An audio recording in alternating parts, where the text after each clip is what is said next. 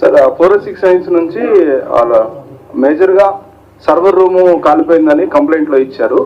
So data ఉన్నట్లా లేదంటే ఇంకా వేరే ఏమైనా సోర్స్ ఉందా? క్లౌడ్లో ఎట్లా సేవ్ చేశారా? ఆ ఫెసిలిటీస్ ఉన్నాయా? ఉన్నాయండి, ఆ ఫెసిలిటీస్ ఉన్నాయి. మీరు భయపడ అవసరం లేదు, బాధపడ అవసరం లేదు. చాలా మంది ఏంటంటే అన్ఫార్చునేట్లీ తెలిసి తెలవక స్టేట్మెంట్లు ఇచ్చిండ్రు. ఏది అందులో ఏదో పాత కేసు, చాలా కీలకమైనటువంటి కేసు సంబంధించినటువంటి అవన్నీ పోయినాయని చెప్పి. ఇది టోటల్లీ ఫాల్స్. అది అట్లాంటిది ఏం పోలేదు. మొత్తం ఏదైతే ఆ పర్టికులర్ కేసు 2015 అయినటువంటి కేసు సంబంధించినటువంటి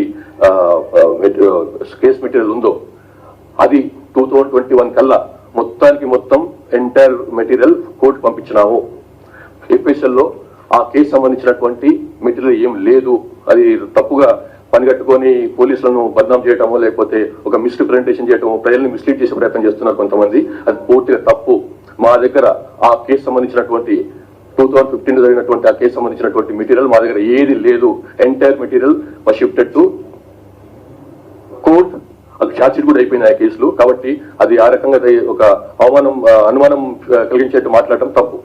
సార్ దీంట్లో బ్రీఫ్డ్ మీ అని చెప్పి ఇప్పుడున్న ప్రెసిడెంట్ ముఖ్యమంత్రి సంబంధించిన ఒక ఆడియో ఫైల్స్ ఉంటాయి. అది ఆ ఫైల్స్ ఉన్నాయా లేకుంటే అది కూడా కోర్టుకి ఇచ్చేసారు? అన్ని కూడా కోర్టు పోయినాయండి. ఆ కేసు సంబంధించినటువంటి ఒక్క 1% కూడా మా దగ్గర ఎపిసోడ్ లో లేదు. అంత కోర్టు కస్టడీలో ఉన్నాయి, కోర్టు కస్టడీలో అధీనంలో ఉన్నాయి. కాబట్టి దాని గురించి అనుమానం అక్కర్లేదు. అది ఏం మా దగ్గర లేదు. సార్ మొత్తం ఎన్ని కేసులకు సంబంధించి డ్యామేజ్ జరుగుతుంది? సర్వర్లు మొత్తం మీ దగ్గర బ్యాకప్ పాలసీ ఏమైనా ఉందా? బ్యాకప్ ఎక్కడైనా ఉందా?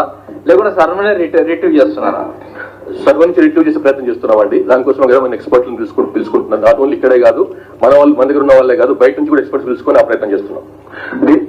డీజీ గారు, ఇందిరారెడ్డి పీరియడ్ లో అతిపెద్ద ఒక పేరు జరిగింది ఇది ఎఫ్ఎస్ఎల్ లో. ఆ అనుభవం నుంచి మనం తీరుకోలేదా? ఎందుకంటే ఇంత పెద్ద ప్రతిష్టాకరం, దేశంలో ప్రతిష్టాకరమైన ఎఫ్ఎస్ఎల్ లో ఇలాంటి ఇన్సిడెంట్ జరుగుతాయని చెప్పి ఆలోచన చేసి ముందు జాగ్రత్తలు చర్యలు తీసుకుంటే బాగుంటుందని సర్వత్రా వినిపిస్తుంది సార్. అక్కడ ఎక్కడ లోపం జరిగింది? అది ఆ లోపం ఎక్కడో తెలుసుకుంటున్నామండి. వాళ్ళు ఆల్రెడీ అప్పుడు అయిన తర్వాత చాలా కేర్ తీసుకున్నారు, చాలా మార్పులు తీసుకొచ్చారు అందులో. అయినప్పుడు కూడా ఎందుకు జరిగింది అన్నది చూస్తున్నాం మేము. అన్ని ఏర్పాట్లు, సురక్ష సంబంధించినటువంటి ఏర్పాట్లు ఉన్నప్పటికీ కూడా ఈ పర్టికులర్ అగ్ని ప్రమాదం ఎందుకు జరిగిందో వెరిఫై చేస్తున్నాం. సార్ ఎఫ్ఎస్ఎల్ బిల్డింగ్ అనేది 1978 లో కన్స్ట్రక్షన్ అయింది అంటున్నారు సార్. సో ఇప్పుడు డ్యామేజ్ తర్వాత దాన్ని ఏమన్నా షిఫ్ట్ చేసే అవకాశం ఉందా? దానికన్నా ప్రత్యేక భవనానికి కేటాయించారు? ఆల్రెడీ దాని పక్కన ప్రత్యేక భవనం కట్టినామండి. దాని పక్కన అనుకోనే కొత్త భవనం కట్టినాం. దాంట్లోకి త్వరలోనే షిఫ్ట్ అయ్యే అవకాశం ఉంది. ఇందులో ఈ అగ్ని ప్రమాదం జరిగింది. అయితే ఇప్పటికిప్పుడైతే అక్కడ నుంచి షిఫ్ట్ చేసి కొత్త ఏరియాకి వెళ్ళిపోవాలన్న అదైతే లేదు.